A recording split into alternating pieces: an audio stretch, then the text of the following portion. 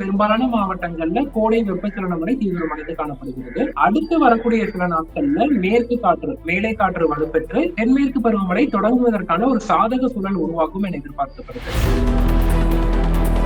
இந்த தாழ்வு பகுதி மே 23ஆம் தேதி உருவாகி 25 அல்லது 26ஆம் தேதி வாக்குல மேலும் வலுப்பெற்று, அதாவது நன்கமைந்த காற்றழுத்த தாழ்வு பகுதியாகவும் காற்றழுத்த தாழ்வு மண்டலமாகவும் வலுப்பெற்று மே 25 அல்லது 26ஆம் தேதி புயலாக மாறும் என எதிர்பார்க்கப்படுது. தென்மேற்கு பருவமழை தொடங்கும் போது தமிழகத்தின் கோயம்புத்தூர், நீலகிரி, தேனி, தென்காசி, கன்னியாகுமரி உள்ளிட்ட மேற்கு தொடர்ச்சி மலையோர மாவட்டங்கள்ல மழையின் தாக்கம் அதிகரிக்கும்.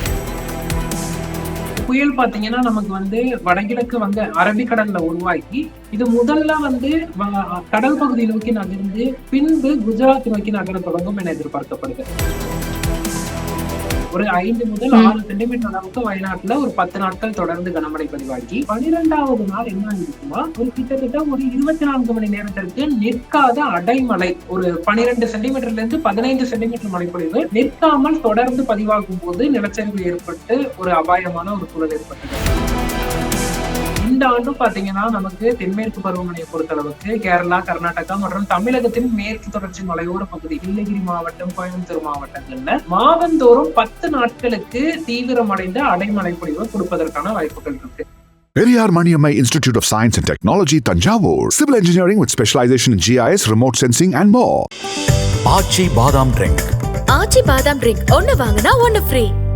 சம்மர் ஹாலிடேஸ் வந்தாச்சு, நம்ம ஜிடி ஹாலிடேஸும் வந்தாச்சு.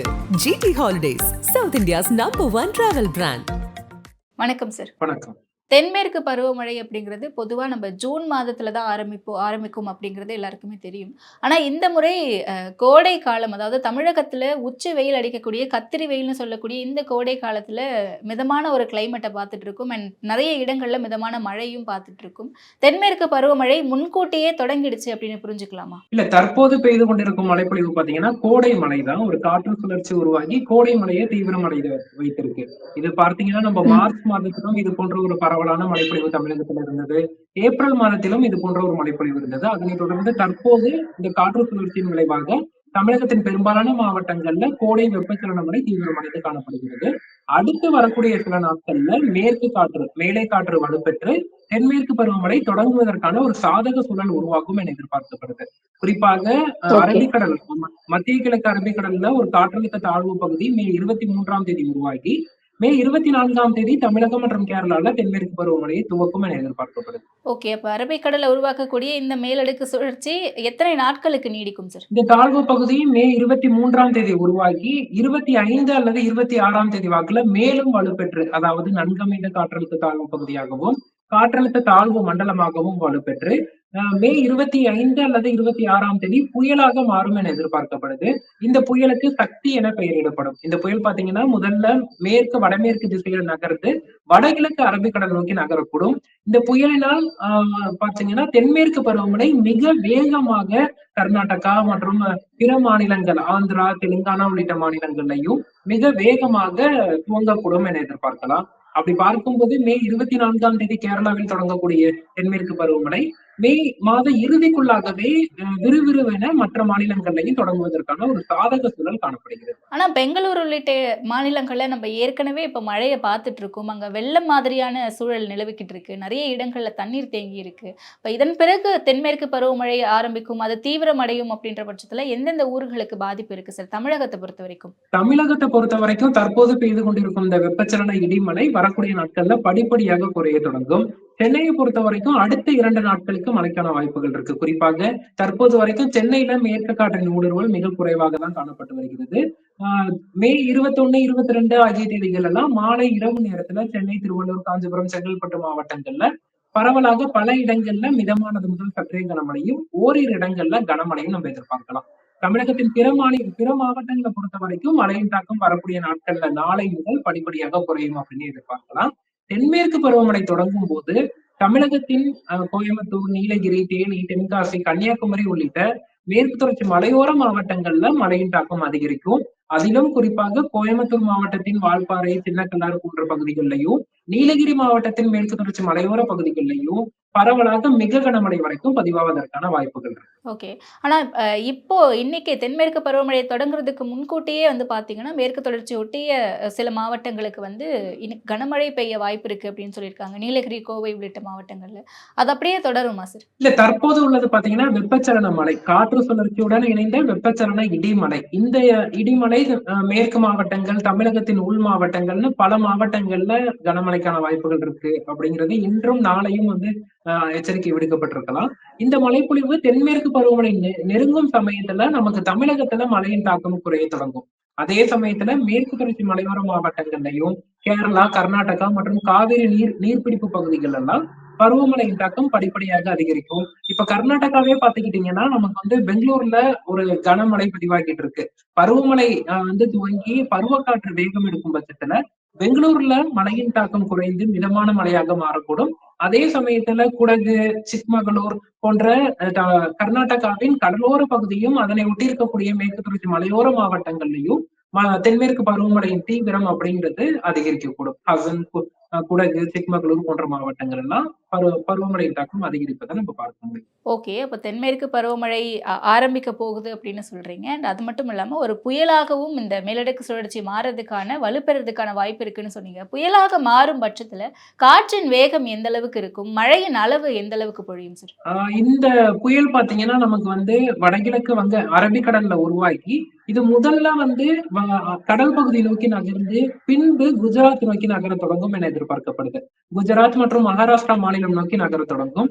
இந்த புயலினால் பெரிய ஒரு காற்று பாதிப்பு இருக்காது. இது தென்மேற்கு பருவமழையை முழுமையாக துவக்குவதற்கு ஒரு சாதக சூழலை உருவாக்கும். அதாவது மகாராஷ்டிரா, மத்திய பிரதேஷ் போன்ற மாநிலங்கள்ல தென்மேற்கு பருவமழை தொடங்குவதற்கு ஒரு சாதக சூழலை இந்த புயல் உருவாக்கி தரும் அப்படின்னு நம்ம எதிர்பார்க்கலாம். குறிப்பாக இந்த உருவாகக்கூடிய இந்த தாழ்வு பகுதி புயலாக வலுப்பெறும் போது மேற்கு கரையோர மாநிலங்கள் முழுதுமே பரவலான மழைக்கான வாய்ப்புகள் இருக்கு. குஜராத் முதல் கேரளா வரையிலான அனைத்து மேற்கு கரையோர மாநிலங்கள்லயும் பரவலான கனமழைக்கான வாய்ப்புகள் இருக்கு. ஓகே. சார் ஆனா இந்த தென்மேற்கு பருவமழை நம்ம கடந்த ஆண்டு கேரளாவுல பார்க்கும்போது வயநாடு நிலச்சரிவுக்கு கொண்டு போய் முடிஞ்சுது. ஸோ அந்த மாதிரியான சூழல், அந்த அளவுக்கான ஒரு ரெயின்ஃபால் இந்த முறை பதிவாக வாய்ப்பு இருக்கா? இப்போ கடந்த ஆண்டு பாத்தீங்கன்னா வயநாட்டுல வந்து கேரளாவை பொறுத்த வரைக்கும் இயல்பான பருவமழை தான் பதிவானது. ஆனால் 10 நாட்களுக்கு தொடர்ந்து கனமழை பதிவானது. ஒரு 5 முதல் 6 சென்டிமீட்டர் அளவுக்கு வயநாட்டுல ஒரு 10 நாட்கள் தொடர்ந்து கனமழை பதிவாகி 12வது நாள் என்ன ஆகிடுச்சுன்னா ஒரு கிட்டத்தட்ட ஒரு 24 மணி நேரத்திற்கு நிற்காத அடைமழை, ஒரு 12 சென்டிமீட்டர்ல இருந்து 15 சென்டிமீட்டர் மழைப்பொழிவு நிற்காமல் தொடர்ந்து பதிவாகும் போது நிலச்சரிவு ஏற்பட்டு ஒரு அபாயமான ஒரு சூழல் ஏற்பட்டது.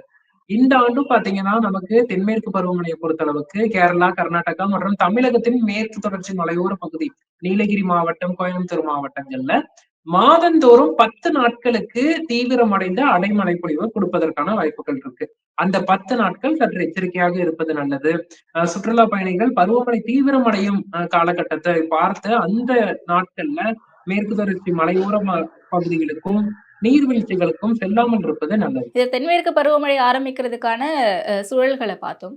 ஆனா தமிழகத்தை பொறுத்த வரைக்கும் மே மாசம் ஃபுல்லாவே வந்து இப்போ நம்ம பேசிட்டு இருக்க இந்த தருணம் வந்து கத்திரி வெயில் நடந்துகிட்டு இருக்க ஒரு தருணம். அண்ட் கோடை மழை எப்பவுமே ஒரு நாட்கள்ல பெய்யும்.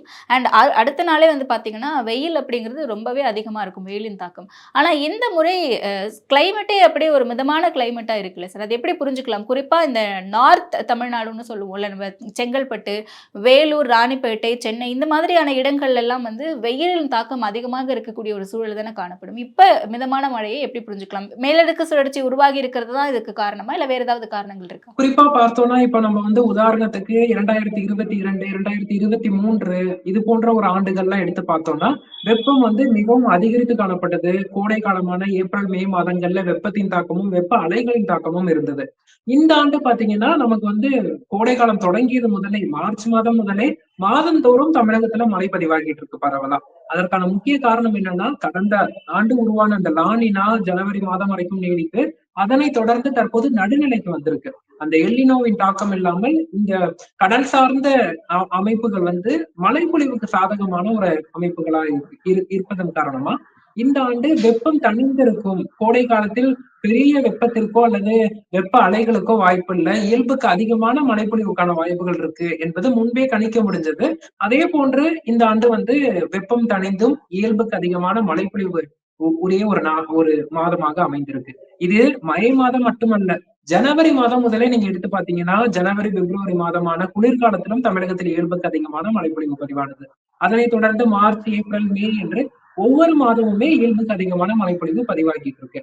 அடுத்து வரக்கூடிய ஜூன் முதல் செப்டம்பர் வரையிலான மாதங்கள்லயும் பாத்தீங்கன்னா, தென்மேற்கு பருவமழையினால் நேரடியாக தமிழகம் மழை பெறாவிட்டாலும் இயல்புக்கு அதிகமான மழைப்பொழிவை நம்ம எதிர்பார்க்கலாம். தென்மேற்கு பருவமழை கேரளா, கர்நாடகா மற்றும் அதனை ஒட்டிய மாநிலங்கள்ல வலு குறைந்து காணப்படும் போது தமிழகத்தில் வெப்பச்சலன மழை தீவிரமடைந்து மழைப்பொழிவு கொடுக்கும். அதே போல தற்போது உருவாகி இருக்கக்கூடிய காற்று சுழற்சி போன்றே ஜூன் 15ஆம் தேதி வாக்குல மீண்டும் தென்மேற்கு வங்கக்கடல்ல ஒரு காற்று சுழற்சி உருவாகி அந்த காற்று சுழற்சியுடன் இணைந்த வெப்பச்சலன மழை ஜூன் 15ஆம் தேதி வாக்குல தமிழகத்தில் மீண்டும் தீவிரமடைவதற்கு வாய்ப்புகள் இருக்கு. அப்படி பார்க்கும்போது அடுத்து வரக்கூடிய ஜூன், ஜூலை, ஆகஸ்ட் மாதங்கள்லயுமே தமிழகத்தில் மாலை, இரவு, நள்ளிரவு நேரங்கள்ல இடியுடன் கூடிய மழைப்பொழிவு தீவிரமடைந்த மழைப்பொழிவு கொடுக்கும் அப்படின்னு நம்ம எதிர்பார்க்கலாம். பகல் நேரத்துல வெப்பமான சூழல் நிலவும். ஜூன் முதல் வாரம் முதல் மீண்டும் தமிழகத்தில் வெப்பம் அதிகரிப்பதற்கும் வாய்ப்புகள் இருக்கு. நிச்சயமா சார். நிறைய விஷயங்களை பகிர்ந்துக்கிட்டீங்க. நேரத்திற்கு நன்றி sir. Periyar Maniammai Institute of Science and Technology, Tanjavur. Civil engineering with specialization in GIS, remote sensing and more. ஆச்சி பாதாம் ட்ரிங்க். ஆச்சி பாதாம் ட்ரிங்க் ஒன்னு வாங்கினா ஒன்னு ஃப்ரீ. சம்மர் ஹாலிடேஸ் வந்தாச்சு, நம்ம ஜிடி ஹாலிடேஸும் வந்தாச்சு. GT holidays, south India's number 1 travel brand.